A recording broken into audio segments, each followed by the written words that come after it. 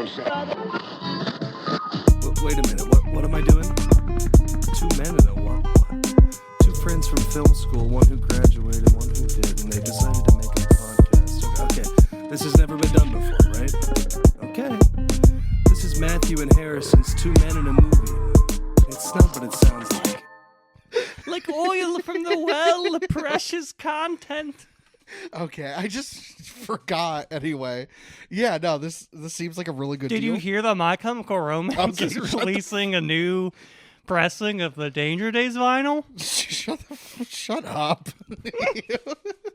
Shut up. Celebrating the 15th anniversary. Okay, I get it. Okay, which was last year, but they're celebrating it this year. But then the Black Parade 20th, they celebrated for 2 years, and it was okay. Have you considered that time isn't real? Jarred Way sure seems to think so. Okay, we're good. We got this off our chest. No, okay. you have to talk about what a great deal it is. No, for $40. That's honestly the Mad Kid, the Mad Gear and Missile Kid EP as the bonus content and the live from the BBC. And it comes in a hot pink. Okay, I just was like, hey, we actually have the microphones and shit in front of us. We should use it. Clutch, save that precious content. You're such an ass. You're such a dick. Worried my family was going to starve. Slipping through my fingers. It wasn't even that this was like specifically this conversation. It's just that we had been talking for like 5 minutes. And then you just cut off. Yeah, completely cut. Yeah, but no, $40. That's not bad. Not bad. That's the price of a vinyl. Victor Jones's Zookeeper's 40. Oh, really? Yeah.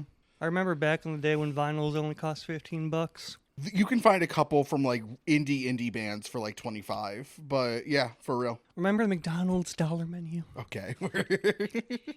Whatever happened to the McDonald's dollar menu? I was thinking about it the other day. Saw that they didn't have a dollar burger anymore. I'm like, what's going on with this country? No, instead they have the value menu, which has like full price, and then your second one's $1. I feel like it wasn't even that far back. I guess it's 10 years now. Yeah, I mean, we got to think But I remember buying someone 30 hash browns.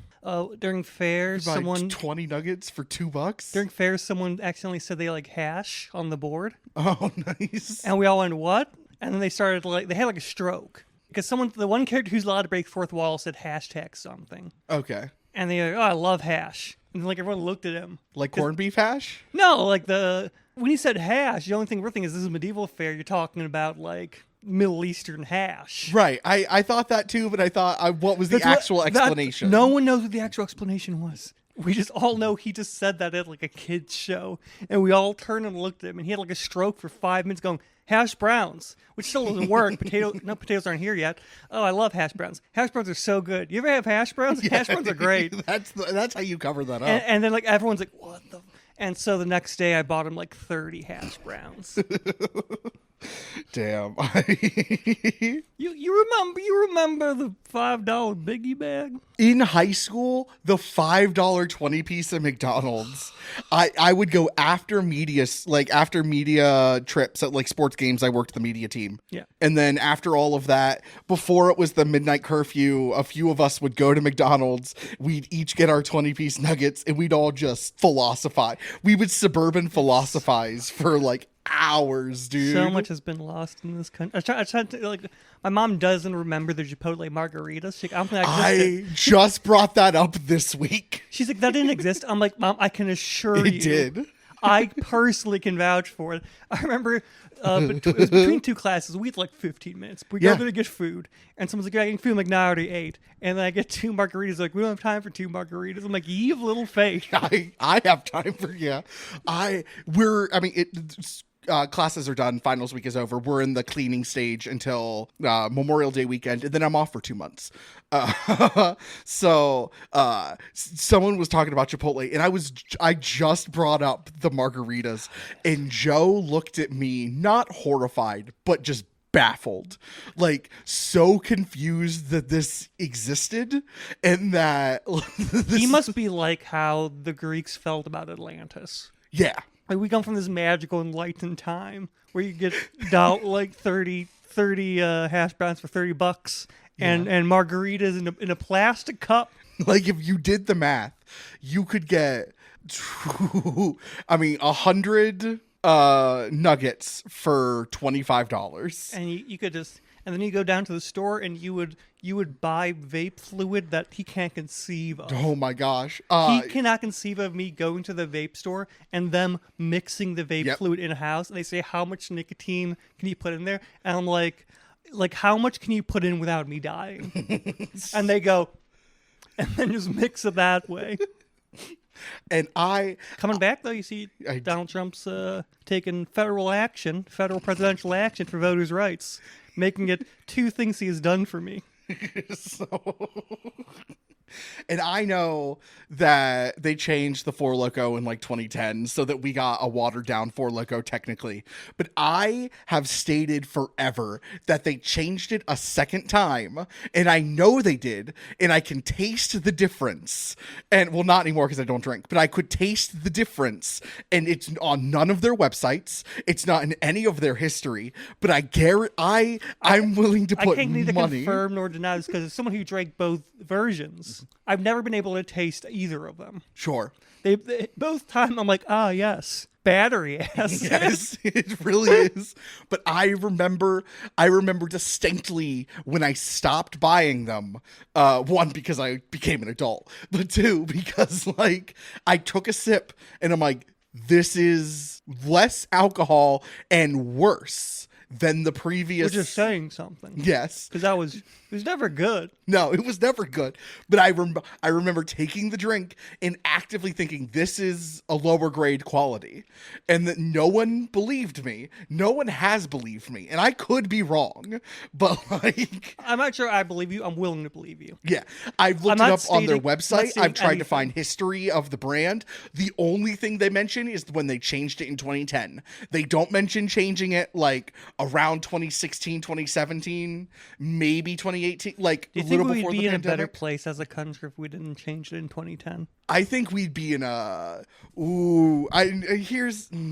no, but well, Look, I truly think something we went on a wrong path when we as a country stopped party rocking. I and agree. I think that's a mark. I agree, but I don't think that has much to do with Four Loko as much as it has to do with the general loss. I mean, does the loss of Four Loko as it was contribute to the general loss of party culture? Or is there another thing that we attribute? I think that's definitely part of it. Sure. I think that was a good on-ramp to party culture because people were drinking a lot in high school. Sure. That was a high schooler's entry ramp Yes. to party culture Yes. college. It was, yeah. It was high school, early college. Yes. Yeah, like freshman year of college. Like, I remember, trying to think who had fucking parties in college because, back in the day, everybody was partying. Yeah. My for mom's real. going to party. She's a fucking nursing major. Yeah. But now it's or at least when we went, it's the Greek houses. Yes. And as far as I can tell, because I had friends from a lot of different majors, DMP. Yeah. Those were the 2 people who had parties. And And I could tell because everyone I talked to in different majors was surprised how close and how many of my other fellow major people I know. And they're like, why do you know all these people in your major? I'm like, well, 1, we have projects, we work together a lot. But also, But also, there's less than 100 of us. There was less than 100 of us. we're all going to, the same parties. Yeah. We have Yeah. social bonding activities. Yep.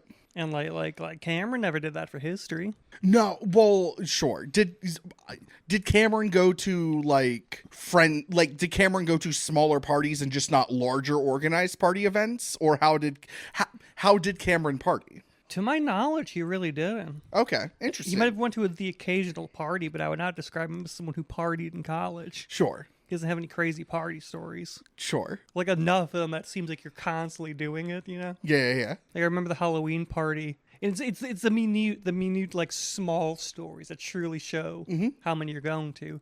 Because there's a Halloween party. Sean went to have a smoke. Not that Sean, other Sean. Yeah. And very helpful for our listeners. And I was talking to his girlfriend. And then he it's Halloween. He was dressed as the Big Lebowski. Sure. But without a shirt, because he had Okay. lost his shirt at some point, so just the robe. So he goes to have a smoke, and then he comes back in just in pajama pants. And she goes, Sean, where's your robe? And he goes, what? Oh, fuck. We looked. We never found that robe. It was cold, and we're like, "Where'd your robe go, buddy?" I had a party at one of the houses I lived at with some roommates, and somehow during it was one of those that got crazy but very confined to like 4 people. Yeah. Like it didn't like expand into like outer chaos, which I tended to do sometimes. But I remember waking up, going to the bathroom, and the toilet seat is in the other end of the bathroom. Yep. Someone had straight up ripped off our toilet seat and chucked it. And it could only have been like 6 people, really 5. That rocks. I did not black out at that party, but I grayed out. Like, Yeah. I remember very specific moments and for long periods of time, and then there are some gaps. I don't even know if they do bar crawls anymore. Not really. I mean, no. When we were filming Homeless, I want to say after every shooting time we went to the bars. Yeah. Because I remember specifically, we always pregame, me and Zach. It was his ship in a bottle episode, because he cast one of his friends as his roommate in there. He's like, just gonna give you a whole episode of yourself, because I think one of the many Scott Pilgrim projects had an episode which had nothing to do with any of the rest of the plot. Sure. And he's like, that's a requirement. So he wrote that down and wrote, God, fuck, I'm so angry that it was so funny. But like me and him drank like 3 bottles of like Zoe's wine. Yeah, dude. And then we joined them downtown. That's when we got lost trying to find Main Street Tavern. Yeah. And we're like, where the fuck is Main Street Tavern? And we're running laps looking. And we did a party scene at I never remember. It's a couple. Was it Will and Diana? Paulina? No, not Paulina. The little brunette. Oh, yeah. It was her and her. It was Sure. It's her parents' house. And again, we were going to the bars afterwards, and that's where me and Zach drank several bottles of alcohol of her parents. Oh, nice. We just like found like a bottle of whiskey, and we're like, ah! And it's always like, put that back, stop drinking it. We're like, we're not drinking it. It's the prop for the party scene. Fucking throwing it back because we're the biggest assholes in the fucking world. Oh, you pricks! You horrible people. I remember one time after I left a comedy show early, specifically because I didn't want to go out. And then I started drinking at home, and then something flipped, and I'm like, you know what? I'm going to go out. And so I ended up going out to the bar and just hanging out with the comics who were at the show. But they were like, why'd you leave early? And I was like, I didn't want to go on a bar crawl, but you're here. Hell yeah. I got my booze. Yeah, dude. I miss the days of being an irresponsible drunk. Oh my god. The days of just drinking someone's parents' alcohol because you're with another narcissist, but you're on different wavelengths. So in fact, you don't fight. Because that's something. Because when you have 2 narcissists, a lot of times they fight. Mm-hmm. But every so often, if you wish on a lucky star, you find one who's just slightly like opposite of you on their wavelength, and then you just constantly build each other up. You're like, this person rocks, actually. Yeah, sure. And so then you do crazy things. Speaking of comedy shows, I want to go see The Ass Magician, and the show was canceled. I know. And they didn't send me an email. Sure. And I shook some man's hand. He's very nice. The guy running the ticket booth, pretty funny. He asked me to spell my last name, and then he just repeated back to me the most Polish name he could create in the moment. Okay. Yeah, fuck yeah. And I'm like, oh, we're staying for drinks. Like, we came here, we're gonna drink. It's not that far away, but I'm like, we're gonna have a drink or two. Mm-hmm. And Mel's watching them pour the drink. She's like, that is such a heavy pour. I'm like, that's called being generous. Yeah. That's a generous club. You have to have 2 drinks, but they're going to be good. Yes. And she couldn't. Chris rules. Yeah, she couldn't finish hers. Shout out Chris Harvey and the Kill Box. You know, it was pretty. I'm like, I hope they email me when he comes back up. I guess I can just keep an eye, or you'll let me know. If I see something, I'll let you know also. They should email you. Yeah, because they said the tickets are still good, so just show up with the tickets. And then hopefully it's I can still get in for free as a comic. Then we'll hang out. It was nice. It was. Yeah. I like the sign a lot. I think the sign's very important for a location. I'm like, yeah. We're like, where is it? Ugh, yeah. What a great sign. Yeah, that used to be a rock club. I don't remember. We thought it might have been a strip club. I mean, it may have been at some point in its iteration, but it used to be like a dive bar rock club.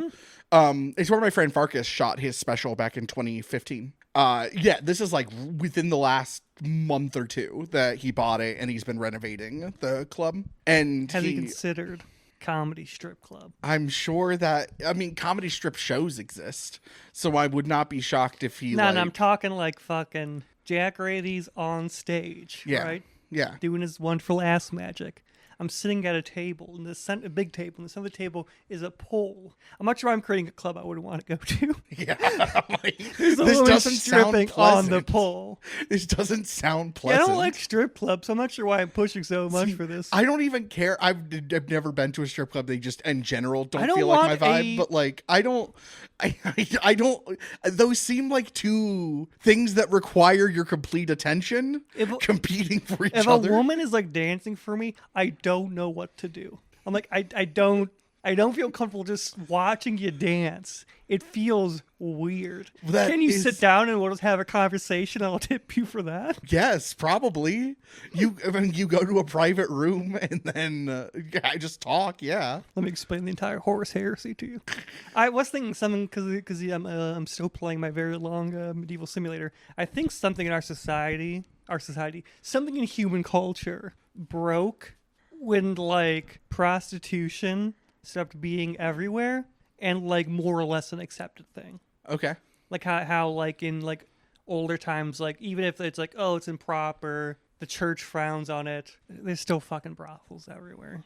I think that having lost that has led to some of their just like degeneracy. Brothels still exist in Europe. Yeah, in Europe, and like they're doing a lot fucking better, aren't they? I don't know if that's why, but sure. I think it is. I think oldest profession. I think that like it was a necessary outlet for unfuckable people.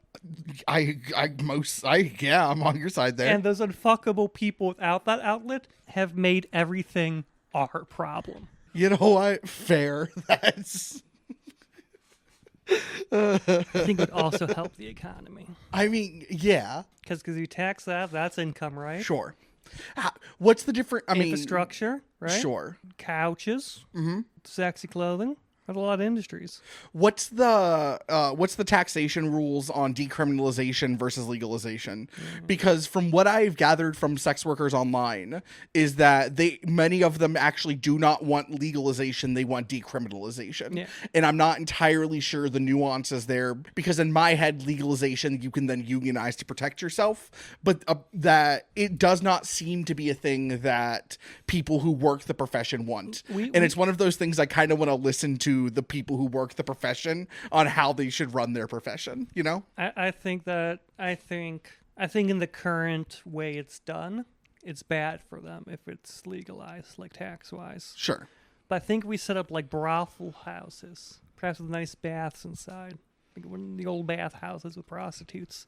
And there's like an older woman, 30, who's in charge of the place. And like it's all an older woman, all younger than you, all women. Yeah, I'm as old as the moon. All women. I think that's a good vibe.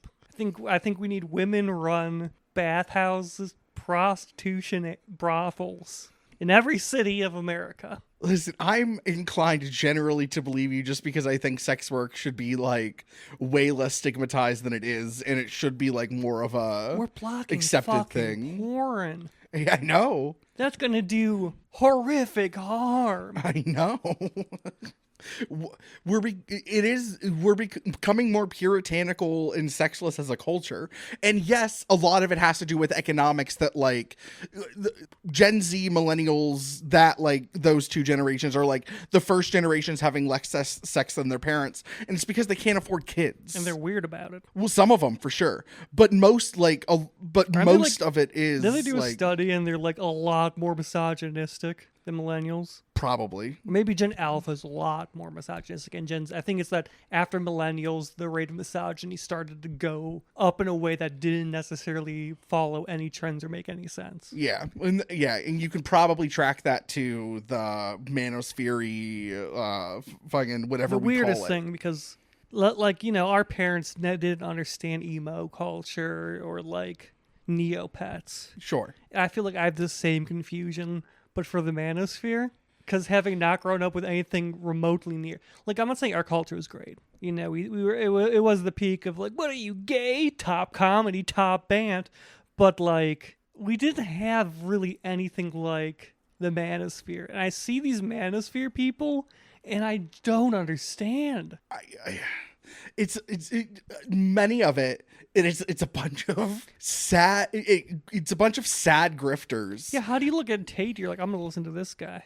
Well, that's so here's the actual thing is that you are a teenage dude. You're pumped up with hormones, you're angry, your third spaces basically don't exist, or like if not don't exist, or like fewer. You are generally more lonely than any other generation previous to you, and then these people are giving you not only like an answer, but that a cause and an answer, a very simple like, here's what you can do to better yourself.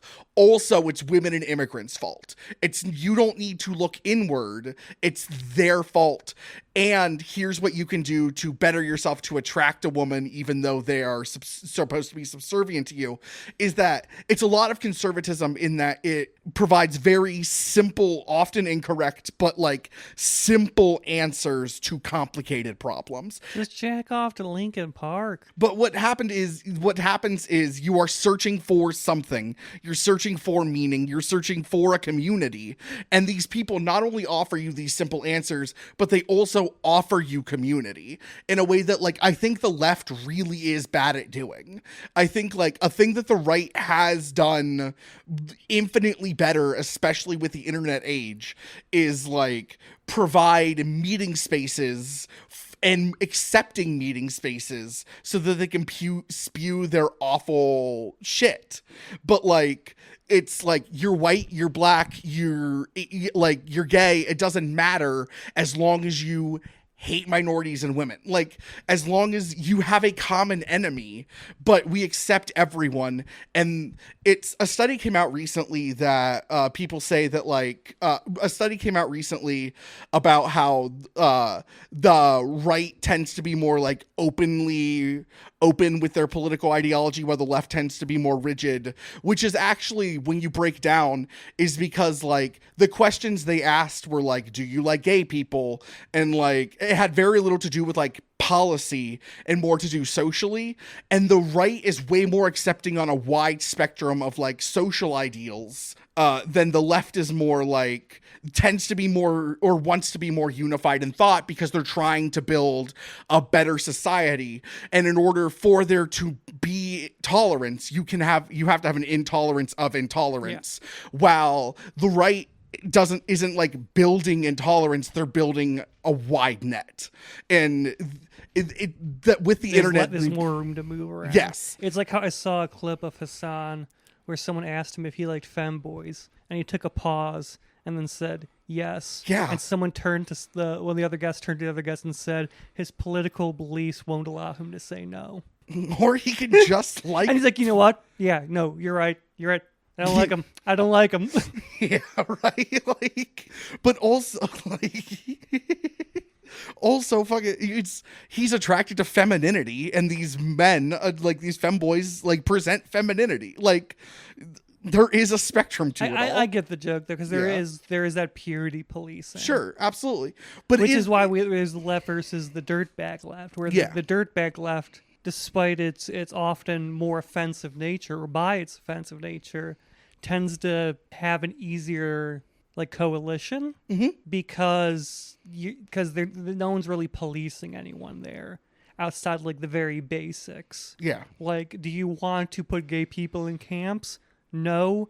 All right, you're good. You can do whatever the fuck you want. Yeah. Like, you can say whatever you want as long as what your policy is decent. Whereas for a lot of other, especially among like the younger generations afterwards, like there's much more policing of the language and the words. Like, Cumtown could not be a Zoomer podcast. Right. And Cumtown helped get New York's mayor elected because several of them endorsed them. And a bunch of people were like, oh, Stavi says he's good. It's good enough if he's good enough for my best friend Nick Mullen. Like, he's good enough for me. Nick Mullen My personal friend. Nick Mullen got out, did an African man's voice, called me gay, and told me to vote for him. I'm gonna. We should have. It's his rejection of that like crudeness that I think harms the left a lot. Not really a original take, but like it's like during the Kamala campaign when you started to see her numbers rise and Trump's fall when they just started calling them not even like bad names, just weird. And then they're like, "That's mean. We have to stop." It's like you're winning. Yeah, it's dude. working. What are you doing? But yeah, and now we get to see it again in 2028 because I guess the like all the rumors are pointing towards that the forerunners for each party are going to be Marco Rubio. Marco Rubio? Marco Rubio. Really? And I'm thinking in my head, I'm thinking, what, that fucking weirdo? But then I'm like, compared to everyone else, he's probably the smarter choice. Which is really showing how much the right's collapsing right now. Yeah. And AOC. Yeah, okay. It's amazing how much harm and power they're wielding while falling apart so quickly. I would love to see in like 50 years like a political paper examining it because it's so. I can't think of an example that's as close to what's happening now. It's fascinating what's going to happen in 2 to 3 years because he can't run again. He can try and pull emergency wartime FDR shit, but like he can't run again. No. And there isn't. We say this all the time, but there isn't an heir apparent. Like, so either the entire party needs to get around one candidate real fucking quickly, or and their base is so burned at this point. Yeah, or you're never gonna win, or you're like not gonna win an election for a while. Like you're gonna be so.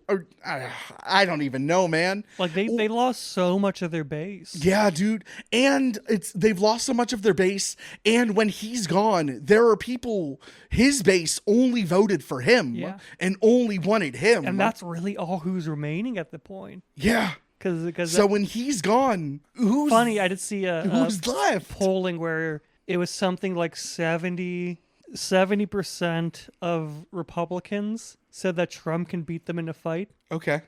And then it's like 90% of Democratic women said they could beat Trump in a fight. Yeah. Listen, I'm not here to toot my own horn. I'm a 350-pound man. I have an okay right hook. Not amazing, but I have an okay right hook. By the sheer fact that I am 28 years old and he is almost 80, I could dog stomp him, dude. I mollywop that motherfucker. Like, it would be embarrassing. I said this on an earlier episode. I want a president that makes me horny. Sure. Get AOC in the White House. Okay. It's been a while since we had a hot president, like a president who fucks rather. Because I think Obama's handsome, but he didn't have like a raw sexual energy. Sure, he and Michelle had chemistry, though. Yeah. Those two fucked each other. But like JFK. But I don't think Obama was Marilyn Monroeing around. JFK, like, raw sexual energy. Sure. We've all seen the Listomania AOC video. We have. Let's get her in. Let's get a league player in the White House. Let's get a gamer president. We have a gamer saint. Why can't we have a gamer president? Why can't we have a gamer president? She Catholic? Get a Catholic gamer president in. Okay. Let's push back the Puritan tide with good old Catholicism. Oh my gosh! I did see a tweet today that was like Protestant Dark Souls, but instead of cathedrals, it's just normal buildings with folding chairs. It's like, yeah, it's weird. So many people give like Catholic shit for being like, weird about like marriage and sex, and I'm like, no, maybe in like Europe. The home of Protestantism, also home of Catholicism. But like, where the OG blends are, like you can make more, there's less weird distinctions between the two and there's more nuance in them. But like American Protestantism is like, as we were talking about, so much more pure than any form of Catholicism. Because Catholics will do weird shit. They just feel bad about it and confess. where the Puritanism in this country is like doesn't have that outlet. The weird thing about the Puritanism in this country is that it's not religious, or doesn't seem to be religious. And I'm not defending Protestantism. I am merely stating that it's very much seems like, from an outsider's perspective who like gets accused of Puritanism a lot, but doesn't really have any of it, like, or doesn't like hold any of the core beliefs. Like, it seems separate from Protestantism and Catholicism. It seems to be like its own weird beast that has grown, that maybe has like roots in Protestant Christianity, because everything in America has roots in Protestant Christianity, but that like it seems to operate as its own separate entity, like outside of religious. I think it's religion. feeding on all the Protestant vibes, though. The various Protestant tribes of America all have that kind of weird control need for like sexual things. Like they all have that weird kind of like, the idea of like the Christian sexual repression in this country. Sure. I think there's a general vibe of that, but that's where it's like solidified.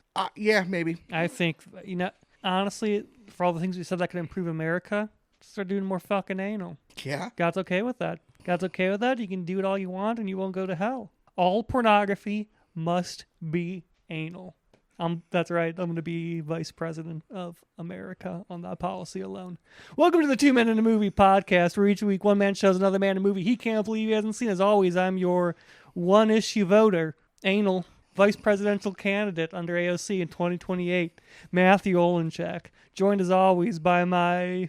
You pro or against? Oh, I was like, what are we doing? Yeah, I pro generally, sure. And my brother and butt, Harrison do Poole, whatever you want. Co-host, co-husband, enjoyer of ass. Yeah, do whatever you want is really my stance.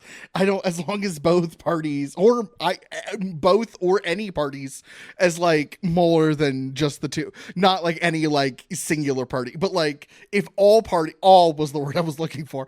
If all parties involved are like A-okay with this, then like go for it. I don't give a shit. I mean, that's why I got to put the butt there. I picked the movie this week. We picked the 1988 seminal anime movie AKIRA. So I picked this for a few reasons. One, because it's one of the most cited anime movies generally. One, because it was like one of the first to break big in America. But two, I think it came out in like a very specific time. It's one of those movies that today I think suffers from how big it is, because you watch it, you're like, it's good. So I think this is excellent. Well, it's like how like I think Citizen Kane is an excellent movie. Sure. It does not have the impact anymore. Oh, that I agree with. Because everything, like I've seen this before. It's like, well, yeah, this movie kind of made that. Yeah. Like so much comes from AKIRA that you've seen most of it before. Sure. That it inspired every filmmaker of the last 30 years. Inspired everything. Everything from like... It's a Nope. It is. I was going to say everything from Jordan Peele to Darren Aronofsky to Christopher Nolan. Like, they were more Paprika and Perfect Blue, but they had some AKIRA. Prevalent that even if you didn't watch it, it still inspired you. Yeah. Yeah. Because it's just everywhere. I will say the one thing I do think really still sticks out as like a groundbreaking thing today is the soundtrack.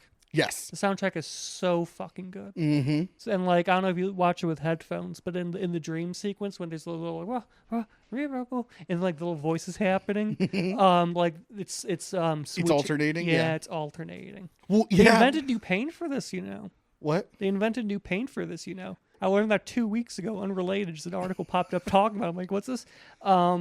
Because they use so many different colors that weren't in traditional anime use. Yes. They had to like mix new paints. That's awesome. That rules, dude. I will also say, like, as much as like, again, you've seen this in so many different other films, it still holds up as a like piece of art marvel. Yeah, it's still something you watch today and be like, that was good. But also just visually, you watch today and it's like, that is gorgeous, like that is something, that is a thing that I think still sticks out today, even if like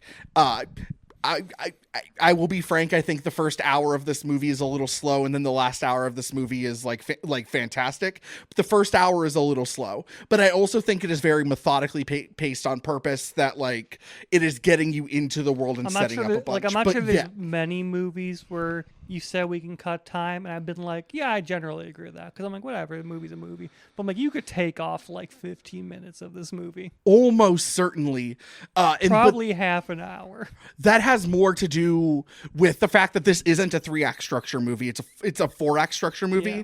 and all 4 acts are 30 minutes as a whole. They're all like equal timed as a whole. It's just that like act 3 and 4 are much faster paced.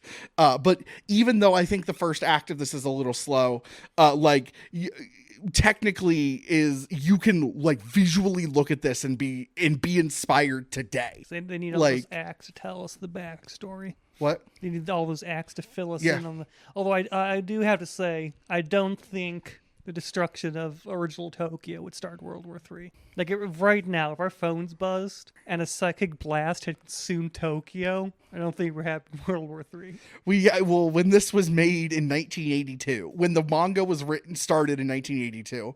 Also, this was very rare at the time. I don't know how common it is today, but especially at the time, was written and directed by the manga writer. Yeah, because I don't think he was done with the series at the No, time. he had technically the last volume, but he had 2 years left, basically. It ran from 82 to 90, and this movie was in 90, it was in 88. And basically, from what I understand, he adapts the entirety of the first half as much as possible, and then very quickly his ending. Yeah. Also, he cuts the majority of the political and the religious motifs and like religious building, like the cutaways to the groups. Like you have 2 or 3 of them in Like this the movie. strongest, I think but the in the strongest manga, religious, it's like a huge chunk of the it. strongest religious bits you get are it's just the musical cues. Yes, you get one cutaway to the group in the When- street. Like the one I'm thinking of, and I'm gonna butcher every single fucking name in this. That's movie. fine. There's really only 3 you super need to know. My brain cannot comprehend the kanji. Just can't latch onto a Japanese name apparently. There's Tetsuo, there's Kanade, and there's Kai. Those are basically Tetsuo. When Tetsuo is escaping from the like the base and all the soldiers are there and they're playing like the theme. Yes. That's a religious thing. Yes. And it's set up, you get one cutaway to like a group worshiping in the street. Yeah, so that when that happens and there's the people worshiping him crossing the bridge and like Akira is back, all hail Akira. No, he's a false prophet. Like that makes sense. But apparently in the manga, which I have not read, It's a lot more political, a lot it's more. a lot And there's more. a whole like post-apocalyptic storyline that's on Yeah. this movie. Yeah. That it basically adapts Tetsuo's story, which is the first half and then the very end. But there's like huge swaths that he's not in, that he didn't adapt. Smartly so. Like for a movie, you can't adapt 120 issues It's already into 2 hours. Yeah. 2 hours that I do think needs to be 2 hours. As much as I think that the first hour is slow, it's very methodically paced and it gives you all of the information you need. I think it's better for being 2 hours. I think when it was released, it wasn't 2 hours. We wouldn't think there needs to be more. Sure. I mean, it would depend on what was in there, for sure. So basically this follows a group of street punks who like bike racing street A punks. biker gang. Yeah. And the post-apocalyptic Neo-Tokyo The right capsule femboys. right before the Tokyo Olympics. They're building the stadium for the Tokyo Olympics in the background. The Neo-Tokyo Olympics. Yes. And Can we just call it Tokyo? it's just Neo-Tokyo. Like if New York blew up tomorrow and we rebuilt it, we wouldn't call it New York. Doesn't mean like fiction that I'm always like, I'm not sure we'd do that. Like if we rebuild it right after it happens, I think we're just like, we're just gonna call this Tokyo. I don't know. It's Neo-Tokyo is a thing in Japanese media A lot. a yeah. lot. I wonder which if it's just like a cultural affectation Yeah. that's in their fiction. Also, to bring it back to Danger Days, World War III and the Apocalypse happened in 2019. So I sometimes like to pretend that this exists in the same universe. Gerard Way did the AKIRA slide onto stage for the concert. Yeah, he had a whole motorcycle. Hell yeah. It's wild. I don't know how we all managed to see it from the same perspective, but it worked. This is it's one of wild those that became movies. such a big thing in culture. With 100%, it's like 5 guys, probably. I'm gonna say 1 guy, but it's probably like 5 guys drawing and be like, "Oh, that's cool." Yeah. And it's like 4 seconds in the movie. Yes, they do it a couple times, but the one everyone references is not even like a big moment. It has such an oversized cultural impact. But like it's something must have stuck in the heads of these 80s Well, it was and 90s like the 90s. kids. In the 90s, you see like, whoa, tubular.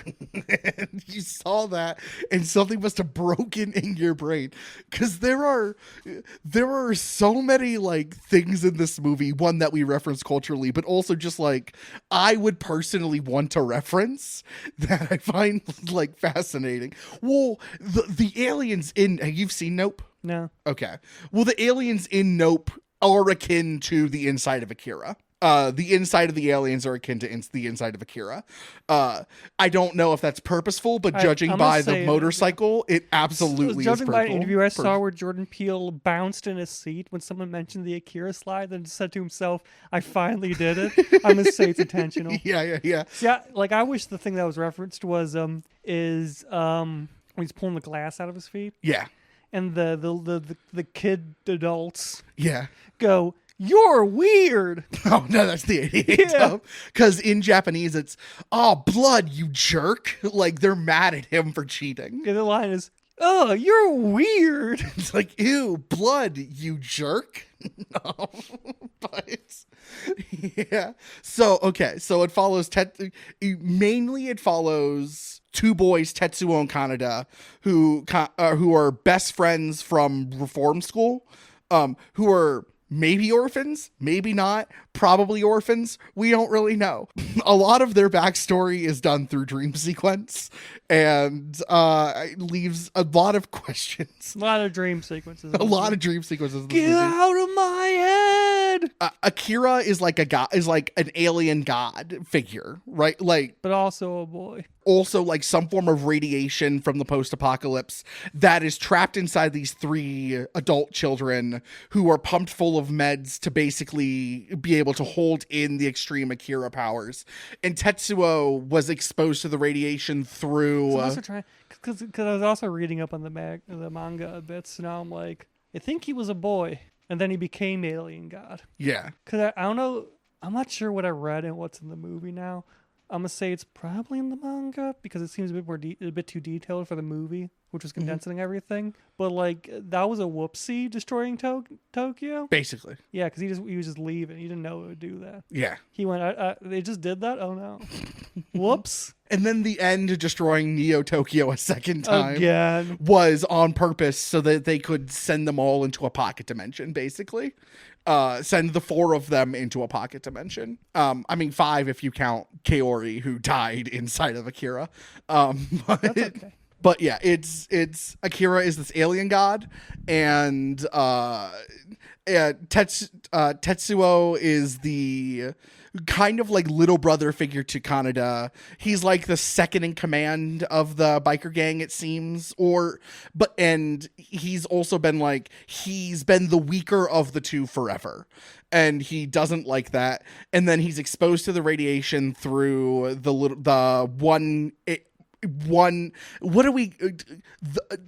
adult alien children who escapes. One of them, the weird boy child. the boy child, the man child. yeah, Because like the boy man. Because like it's very cyberpunk 80s, so it's not. You're saying radiation. I think that's gonna get the wrong thing across to our viewers. Imagine something you can't describe except for the noise whew whew. Yeah. And that's what this is really. And like it's a flash of light, and This then is he absorbs the powers this from is it. 70s 80s obsession with like like Esper's a term, like Psy, Yeah. Esper, the man who stared at goats. Yeah. It's like psychic power. And one of the 3 adult children escape and then get recaptured. Because like they're chronologically like 30, but they look like children who are really old. Yeah, because they were pumped with a bunch of meds very, very young, that basically their bodies froze at that age, but then they kept aging. And because they were pumped full of meds, their like skin and muscle and everything about them is like weak. Yeah. Because they're constantly being, all of their energy is being drained subduing Akira. But Tetsuo is exposed. Yeah, it's through psychic energy. I call it radiation, but through like a psychic energy. And then Tetsuo gets Akira powers, but he can't control it. And he doesn't get the same medication. He escapes the hospital beforehand and basically to find Akira. Yeah. Because those hips don't lie. Yeah. And we'll teach him. And then decides to become Akira, basically. Yeah. He like accepts the powers, realizes he can't control it, and then gets sent to a pocket dimension with the 3 little kids so they can get Kaneda out. But Akira shows back up, says, "Whoopsie, I've made a little messy-wessy here." Yeah. And then there's basically the B plot, the B and C plot center around Kaneda and Kai and government espionage of hiding the secrets of Akira and basically trying to kill Akira before anyone knows and becomes a big problem. But turns out it becomes a big problem anyway. It's a real big problem. There's a little bit, apparently there's more in the manga, so you might like it a lot. But there's a little bit of like government bureaucracy scenes that I think are really fitting. I think he has just enough to know that like this technically could have been prevented if they had got the proper funding in time and the correct people were in charge. Hypothetically, this could have been stopped if you didn't experiment on children. Yeah, for real. If when Akira blew up Tokyo, yeah, as an oopsie whoopsie, yeah, and then you're like, well, you know what we should do? Try to make more Akiras. If that thought process if you said, let's not touch that ever again. Let's maybe try to figure out how it happened so we can prevent it, but not try to like do anything with. Let's not try to make Psy Warrior Esper children. But also, if you're going to make Psy Warrior Esper children, let's make sure that your facility is properly funded. Like, let's make sure you basically get unlimited money, unlimited funds, and you have not the government in charge. Like it should not run on government bureaucracy. I don't think the government should do children's soul. I mean, we learned this in Akira. We learned this in Stranger Things. Yeah, it's a well-known. It's like everyone's like, why are we doing AI? We have so many culturally cautionary tales about AI. Don't give children mind powers. It's everything from like the setup of Akira to the takeover of Akira to like Tetsuo going crazy. Like it all feels very like cheesy 80s children, but also like emotionally it feels like they're children. The thing is also it emotionally feels like these are kids. Yes, it's another problem with the child soldiers is that it's heavily implied these are like 15-year-olds that you need like kind of like a good head on your shoulders to not blow up into a giant amoeba fetus. Yeah. And they keep giving it to children, and it's like maybe you should do that to adults. But like, and you have Tetsuo who like is like this little kid brother to Kanade who is tired of being the kid brother role now that they're the same age and they're teenagers and they're trying to like age into adulthood, and Tetsuo was like trying to be more independent as an adult even before he gets this power, and then he treats this power in a way that like kind of an angry like a angry chip on a shoulder 15-year-old would. Mm-hmm. And when he can't control it, he reverts very much to a childlike fear. Like everything about this works. Like, Becomes giant amoeba baby. into a giant Amoeba baby. The theory of Akira basically is, what if you gave an amoeba the powers of a human, in that an amoeba, all it wants to do is feed, and it's hungry all it wants to do is devour, but you have like the skills of a human. If like a small tiny thing of an amoeba was as large as a human with the powers of the human, like that difference. And then what if you did that with a human? So what is the human to the amoeba? Like, if the human was the amoeba, what is the human to the human? Weird sentence, but you know what I'm trying to say. It almost gets murked, turns out, by a boy. Yeah. That's really, they should have just had more battery juice. A lot of the Tokyo would still be there. Tokyo 2 would still be there. He was working. He was getting there. And then the way that like Kai kind of gets the powers, but not really, but she's more of a conduit through the children, or through like the adult kid, the grown-up kids. Yep. Let's call them the experimented children. And that like Kai has powers through them, but doesn't seem to have powers on her own. Though maybe at the end does have powers on her own. That's kind of like up in the air.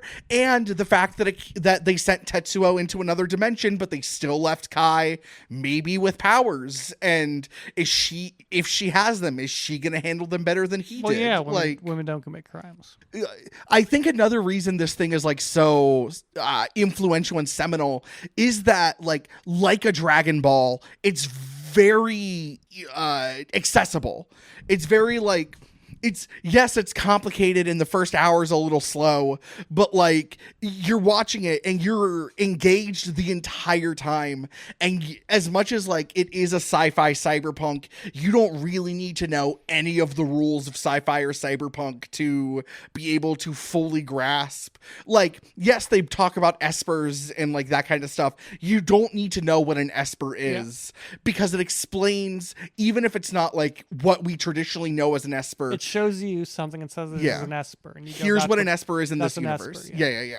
I think this is a great combination of showing and telling, in a way that I think like a lot of, as much as they say show don't tell, I think this like uses both of them. And I think it's because they don't play by the traditional rules of the genre, or they do, but you don't need to know the rules. They will tell you the rules, but they do it by showing you and then explaining like, this is what this is. And like, yeah, I think that's another, like, you can just drop in, having never really experienced anime before or experienced any of the genre before, and like still get that this rules, still get like why this movie's awesome. As long as you know the Japanese are. Yeah, you really just need to know what Japan is. Yeah. You need to know what Japan is and what religion and government are. You don't really need to know how they function. So like this movie is not for libertarians, right? But for everyone else. Yeah. Like, you don't need to know how religion and government function in life. It will tell you how that is, but you need to know what they are. You kind of need to know what a school is, but not really. I wish they do the thing where it's like Jesus was an esper. Yeah, I'm still chasing the high of Beyblade Moses part of the ocean with a Beyblade. Just something we don't have in American culture that I really wish we did. Show me in Wizards of Wizardly Disney Place that Jesus was a wizard, you cowards. Yeah.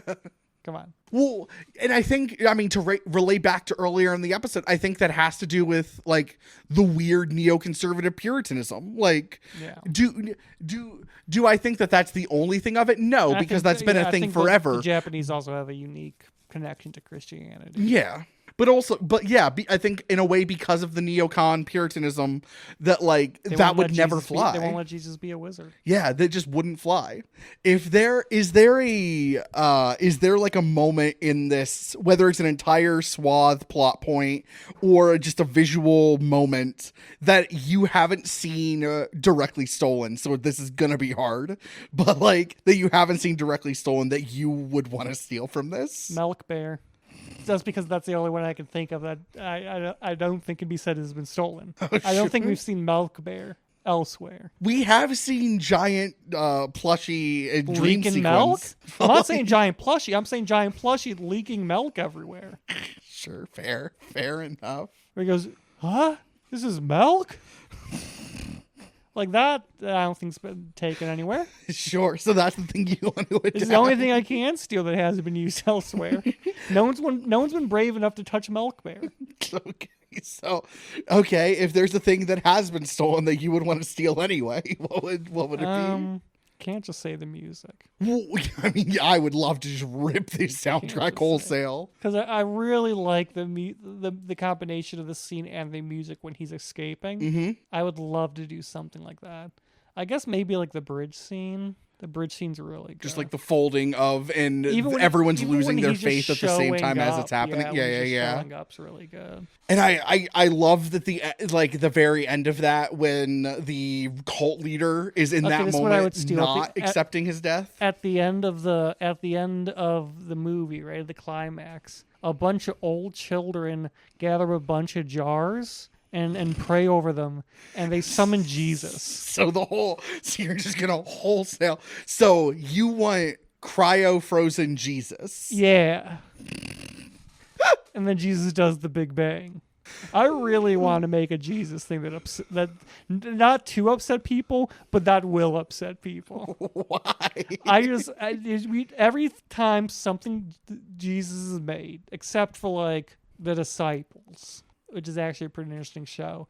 It's the same fucking Christian slop. It's like, here's our Christian media. That's like all it's being made for. Yeah. And I want to do something weird with Jesus. So how do we think that, like, I mean, to bring it into AKIRA as religion. What if Jesus was a hot woman? Sure. This is cut mostly from the manga, and I'm very interested, like, if I end up reading the manga, how it functions. But like, I'm interested that like AKIRA as a religious figure. Yeah. So AKIRA is the boy who existed before, who they cryo-froze.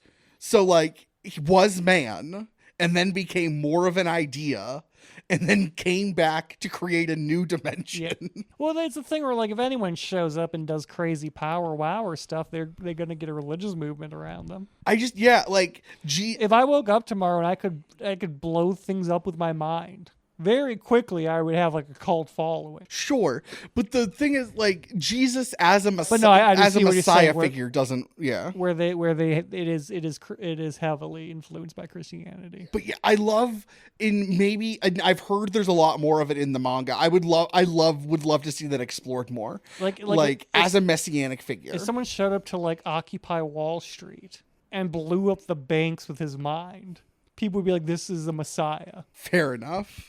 Do you have any final thoughts before we devolve into complete madness?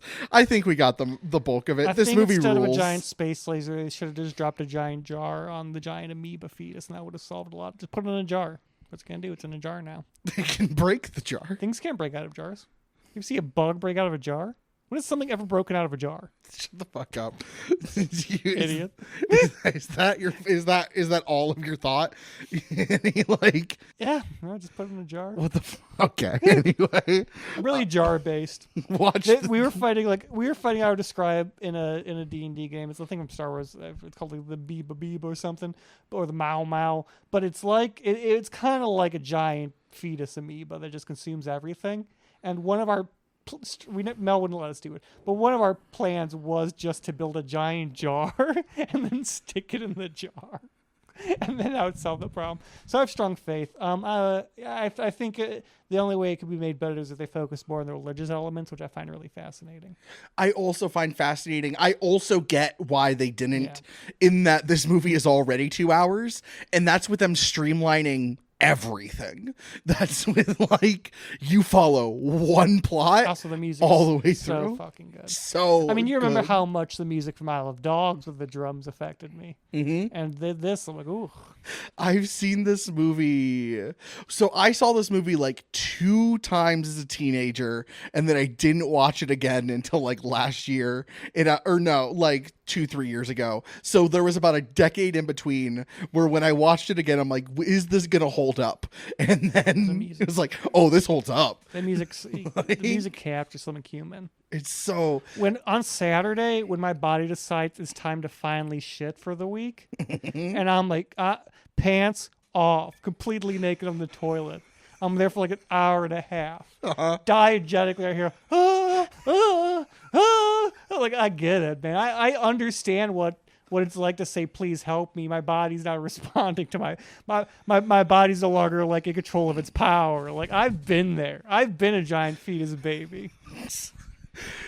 I think this is the perfect movie to watch, not too young, but when you're like just too young to fully grasp it, like when you are the age of these characters. Show a 3-year-old this movie. No, I think this, as soon as he realizes, I think like 14 to 17 is the first time to watch this movie, is the perfect time to watch this movie for the first time, and then have it completely shape your view of anime. As soon as a child is able to self-conceive and like understand the progression of time and their own existence, show them AKIRA.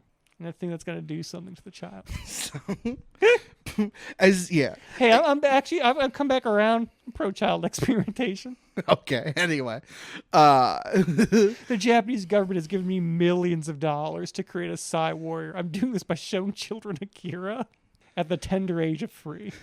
This is one of those movies that you eat all of the love that people spew on this movie, and then you watch it and you're just like, God damn it, they're right. Like, it's one of those movies, in a way like Citizen Kane, where you don't want to be good. Or like you do, but like in your head, you a little bit want to be like, it can't be the that first good. time you laugh at a joke in Citizen Kane, you're upset. Yeah, you're like, they got me. The minute it holds up at all, yes, you're like, this movie's ancient. There's no way they could make me laugh at all. Oh fuck! Then it does hold up, and you become one of those like artisty people from the last 30 years who keep remaking it, and it's like, God damn it! Now I want to remake AKIRA. But they're not going to let me, so I'm just going to take these very small, specific parts and just put in my own shit. Like, oh my gosh, this movie is great. It's also, I've watched a lot of anime movies, and like this still holds up almost 40 years old. I want to make Muppets AKIRA. Okay, who's the only human? AKIRA. So Tetsuo? No, AKIRA. Oh, the Messiah AKIRA? The proper noun given name AKIRA. Oh my gosh. Okay. So who plays Tetsuo? Gonzo? Because it wouldn't be Kermit. My heart wants to, because Kermit's Canada. Yeah. My heart of hearts wants to say Fozzie Bear. You might be onto something. Because I love the idea of like, help me! Waka waka! Like, I think that'd be really good. And I just love that the entire movie's Muppets, and then they summon the Messiah, a human man. Obviously, like, Beaker and such are the scientists. Beaker is the main old guy, the old scientist. And you just have Sam the Eagle is the general. And it's like yelling at him, and he's just like, beep, beep, beep, beep, beep, beep, beep, beep, rock. Can you imagine Kermit the Frog doing the AKIRA slide? That would fuck. And on that note, do you want to do socials? We'd have to do a limited release, because as soon as that appears on the screen in a theater, people are going to be fucking. Yeah, for real. So many babies will be born because of our AKIRA adaptation. God, that would rock so much. Oh, God, just fucking like Muppet Tokyo being blown up. Okay, put it away. Anyway, do socials, please. If you want to send your castings for Muppets AKIRA, 2menmoviepodcast@gmail.com. If you want to see us, who actually gets casted, we will reveal them in character posters a la Dune on our Instagram, 2menmoviepodcast. And if you want to watch the trailer for Muppets AKIRA, 2 Men and a Movie podcast on YouTube, where now, I'm sorry if you were there because you didn't want to hear Brandon talk. He now exists there. I'm sorry. Oh, that episode is short enough that it worked? It's the only Brandon episode that it was short enough that it would go to YouTube. Damn, that's kind of upsetting. he'd do big talk. Store in the description. Marvin the Movie Rollist gives this the 2 highest of fins up. He's a fan of classic anime, and he also wants to remake Akira. You can find me on Instagram and Threads at harrisonpool.com. That's HARRISONBOOLEDOTCOM, harrisonpool.com. Or you can find me on Letterboxd at HDPOOLE124, where I think I gave this movie 5 stars. I'm pretty sure I did. It's, for all of its like kind of pacing, I wouldn't even call them like, for all of as slow as the first half is, I don't think it's like flawedly slowed. I think it's like very methodically paced. Yeah, it's just a long movie. But at no point does it feel like a slog. It's just long. But you can go there. My other podcast I do with my brother called Same Movie Every Week, where we watch the same movie every week for a full calendar year. This year we're doing Detective Pikachu. We just did week 19, which is recorded on the official 7th anniversary birthday of the US release of Detective Pikachu, and so we threw the movie a little birthday party. What does that mean? We did like Pokemon movie trivia, and then we did like birthday wishes at the end. The Substack is Harrison Pool's Routine Maintenance. If you're a comedy booker or a venue owner or like a road headliner looking for a feature, you can find me at harrisonpoolcomedy@gmail.com. Thank you so much to Tristan Hostetter for our theme music. Thank you guys for listening. Tune in next week for are we doing Ghostwatch or are we doing Mortal Kombat 2? Mortal Kombat 2, Adam? Yes. We should do Mortal Kombat 2 because I want to see it while it's in theaters. Okay, tune in. Next week is Mortal Kombat 2, and then I want to say the last 4 episodes are all my, like, I have them all planned, or they're all going to be my pick for the end, because we did, like, the 50 Shades and the Let the Bullets Fly all at once. So I'm closing out the last month of this show. Thank you guys so much for listening. So long and good night. Hugs and kisses. This is Matthew and Harrison's 2 Men in a Movie. It's not what it sounds like.